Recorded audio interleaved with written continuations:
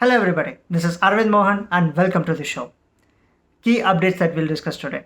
First, the 20-year war in Afghanistan has finally come to an end. How did US mark its exit? We'll take a look at that.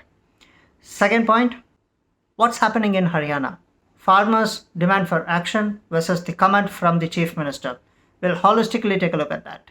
Third point, what is happening in and around Jammu and Kashmir? What are the new security challenges? We'll take a look at that. Investors are celebrating today. There is a new record high of Nifty. We'll take a look at that as well as what is the GDP result which has come out. Alright, so these are the topics that we'll discuss today. And if you're not yet subscribed, please subscribe. Only then you'll get my daily updates. Let's get into the show. First topic, 31st August 2021. This marks the history where the 20-year war in Afghanistan has finally come to an end. US has marked its exit on the date that was committed by the President of the United States, Joe Biden.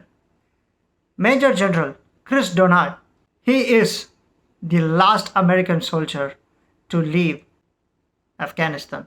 A giant C-17 transport flew out of Afghanistan from Kabul airport few minutes before midnight of 31st August 2021 local time in Afghanistan. Many compare this moment with the exit of Soviet Union in 1989. As the saying goes, history repeats. Gunfires echoed in Afghanistan where Taliban celebrated the exit of US armed force from Afghan soil. In our past videos, we spoke about a lot of concerns where US is leaving behind a lot of military equipment at the disposal of Taliban. As a final twist of events, US Army has disabled and demilitarized a portion of military equipment that was in the Kabul airport. Well, in short, it means that it will not get into the hands of wrong people. Taliban will not be able to use it, or in short, they'll not be able to fly it. With this exit, at the midnight of 31st August 2021 by the US, this marks the beginning of a new era for Afghanistan under Taliban rule. We should wait and watch how this affects the geopolitical situation in and around that country. Now let's get back to India and look at what are the challenges for Indian armed force in this current scenario.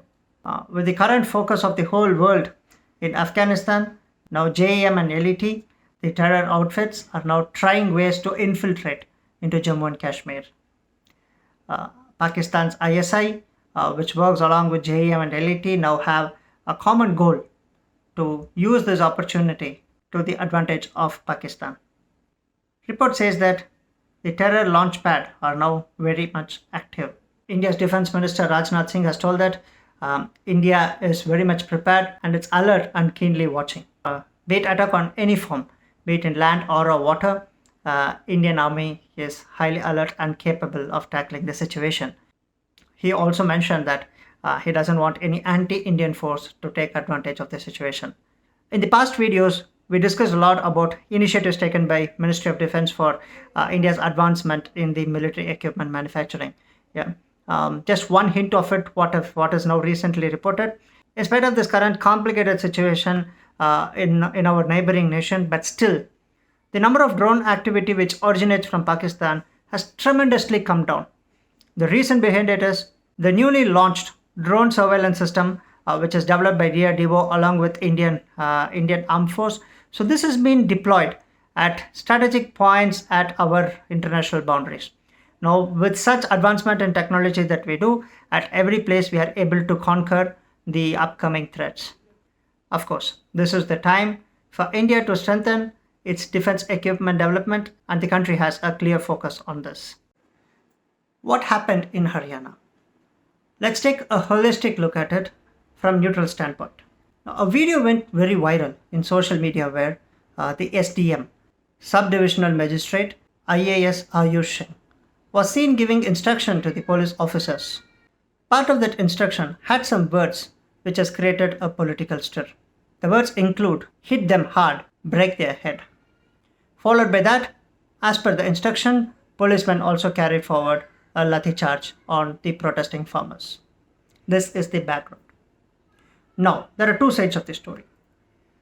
Farmers on one side has a clear demand for action against the SDM. Now, on the other side, the Chief Minister of Hariyana, Manohar Lal Khattar, has made his statement very clear. There are two things that he says. First thing, a strict action in this situation to maintain law and order is very much needed. In that sense, he stands with the action that was taken by the SDM.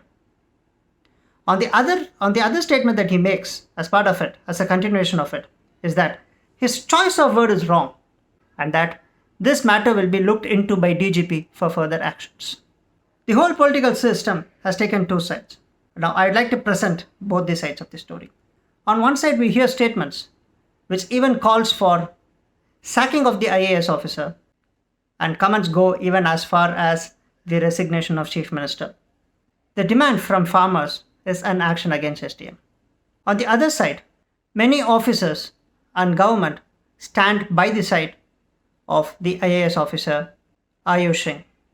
They say that he is one of the brightest minds and that a strict action like this was the need of the hour. However, everybody also criticizes that the stability of the officer with respect to the choice of words and giving a direction is equally important, which has to be corrected. Now, midst of all of these, what is completely missed in all the debates is that what is the background of this protest? It is reasonable or unreasonable? Is it correctly guided or misguided? Nobody debates about this. We should wait and watch in the upcoming days for any new developments of direction, be it as per the demand of the farmers who are on protest or the corrective action that the CM has suggested for the choice of words. However, if this debate goes beyond and the root cause of it, the deep-rooted reason behind this protest is also debated, a lot of experts strongly believe that should be the direction to close this ongoing farmer protest against the government. It's a real party day for all investors in India. The benchmark Nifty has crossed 17,000 mark for the first time in history. Today it gained 81.40 points and ended up above 17,000 mark. This is the fastest 1,000-point gain ever that has been recorded. This 1,000-point gain was reached in 19 days, mere 19 days. Market experts say that this sharp rally is propelled by positive Asian market cues. Not just that, just a couple of hours before we recorded this video, India's Q1 GDP is also released.